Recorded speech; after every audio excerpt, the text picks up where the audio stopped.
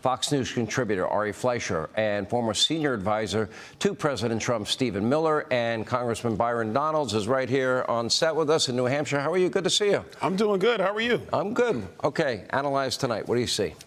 Big night for President Trump. Look, this thing is over. We know this. This was going to be Nikki Haley's biggest opportunity. She's 10 points down with 50% of the vote in. This is like when you start off on those roller coasters, Sean, and you start really low. That's where she started, 1-2%.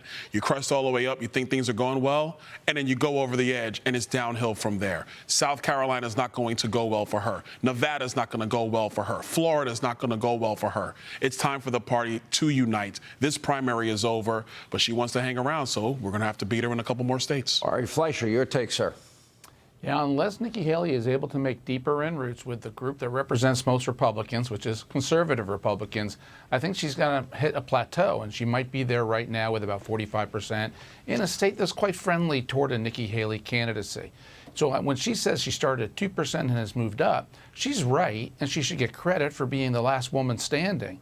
But in politics, that's not good enough. And the fundamental things she hasn't come to terms with yet is conservatives love Donald Trump, and she hasn't been able to crack that.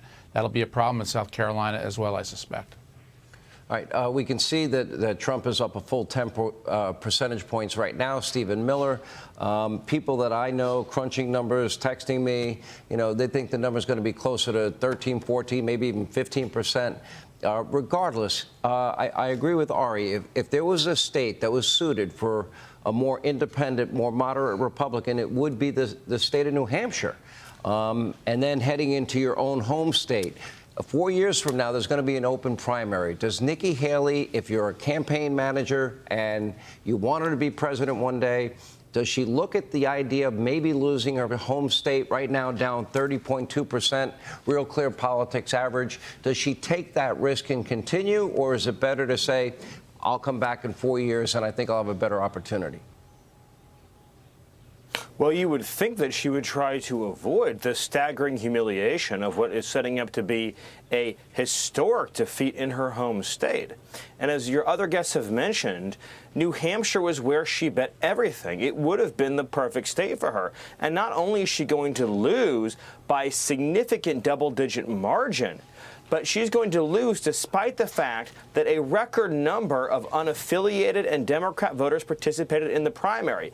A record low, according to exit polls, 47% of New Hampshire Republican primary voters were actually Republican. And yet Donald Trump still notched this massive victory. So it's an even more significant victory than it appears on paper for Donald Trump tonight.